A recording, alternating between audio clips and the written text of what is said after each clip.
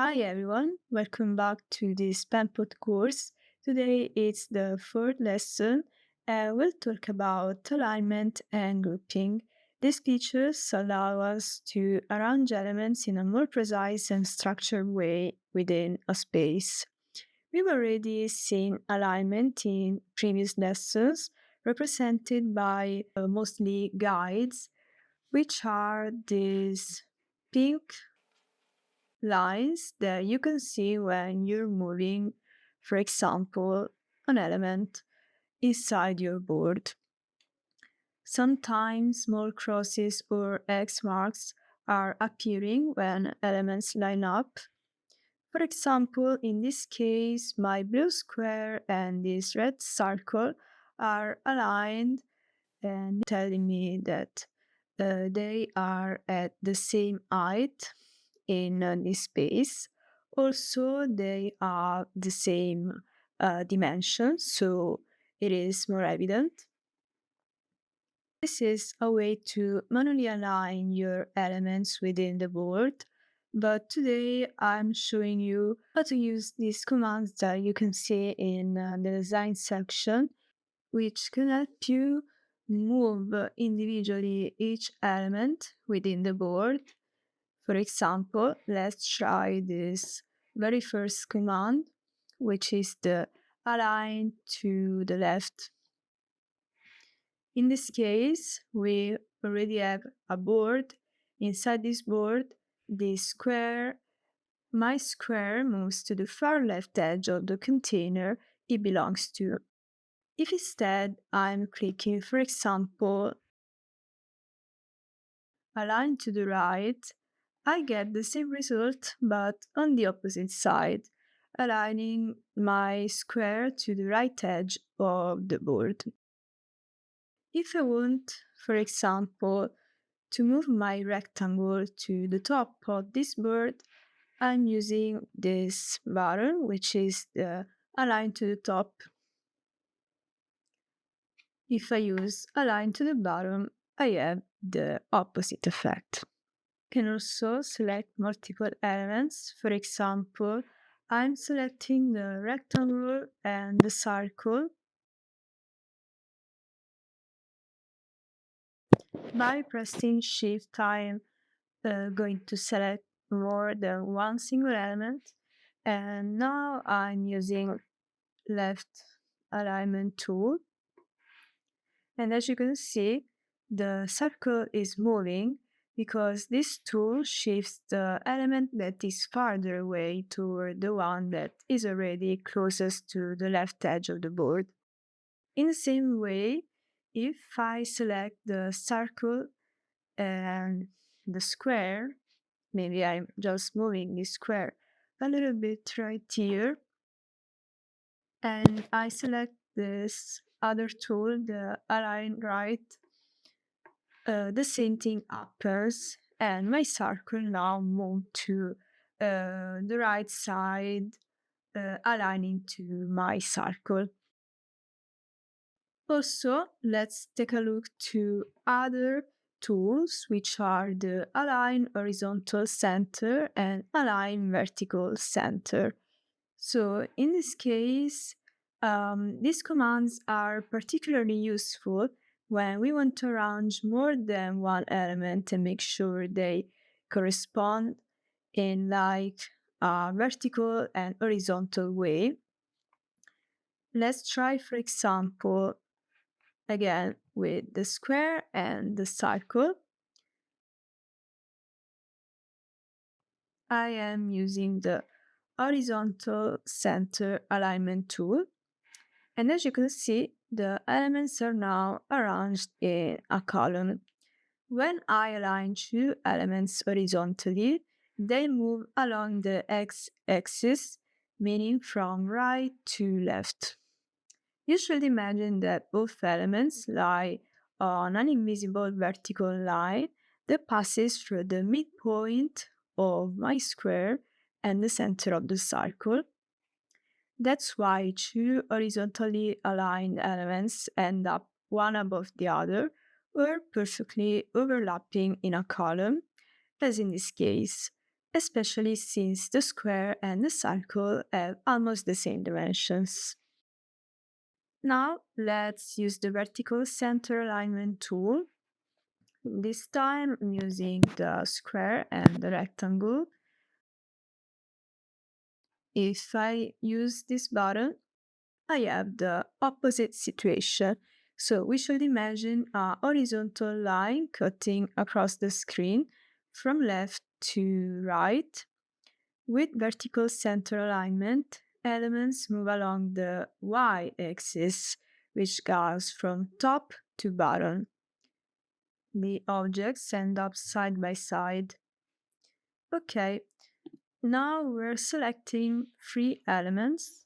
For example, this text in here, my square, and the circle. At this point, you'll notice how two new tools appear, which are the distribute, distribute horizontal spacing and distribute vertical spacing. So let's see the difference. If I click the first one, you might notice that there aren't major changes. That's because the circle and the text on the right keep their original positions, while the circle in here is shifting slightly. This tool helps us maintain order and visual rhythm among elements, ensuring that the spacing between them, so between the first and the second elements, and also between the second and the third, is consistent. When using horizontal distribution, the leftmost and rightmost elements stay fixed, and only the central element, so our red circle, is moving. If instead I'm using the vertical distribution, maybe you didn't notice, so I'm trying with some other elements.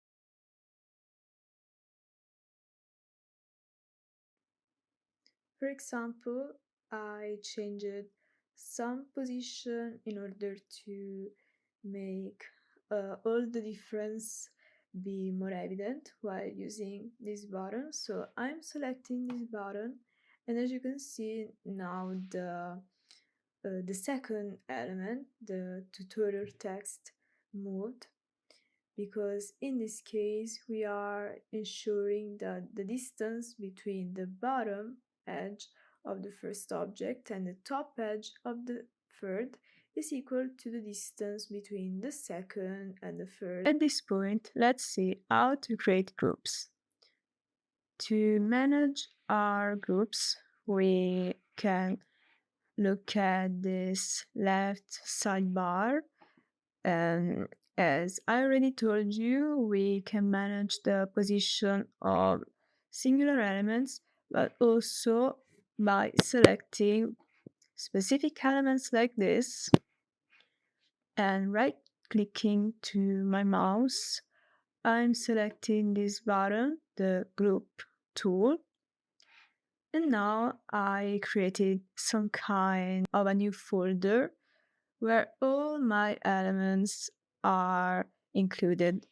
So in this case, for example, now that my group is selected, many things are changed because first of all, for example, I can select all those elements and I can change their position at the same time.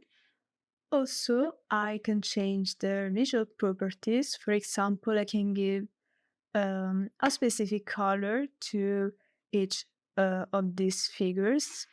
In this case, I have the group field, and PENPOT's telling me that every element has its specific color. For example, the ones that you can see here.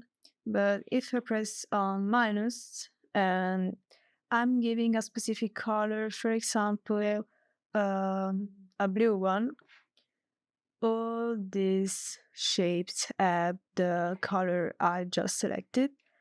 I can give also a group stroke.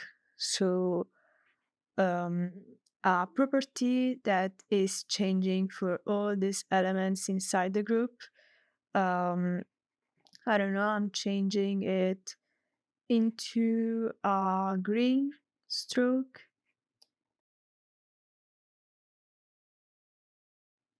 As you can see, you have multiple choice.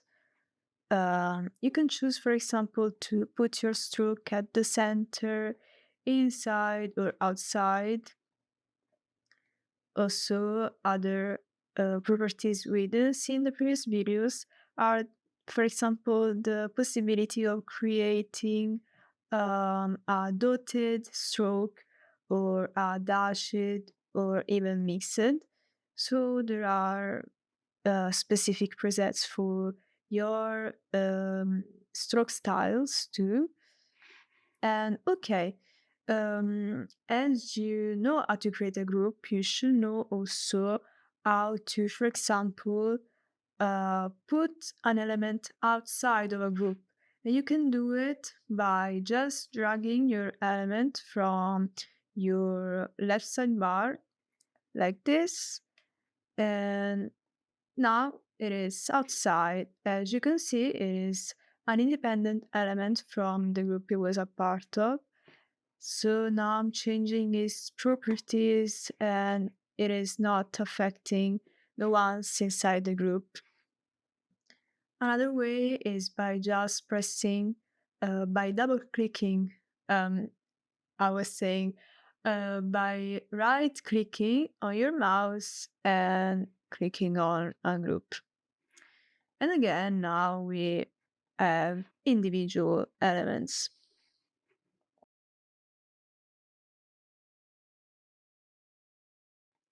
Another important thing you can do while having a group is, for example, the possibility of scaling their dimensions by not affecting the space between.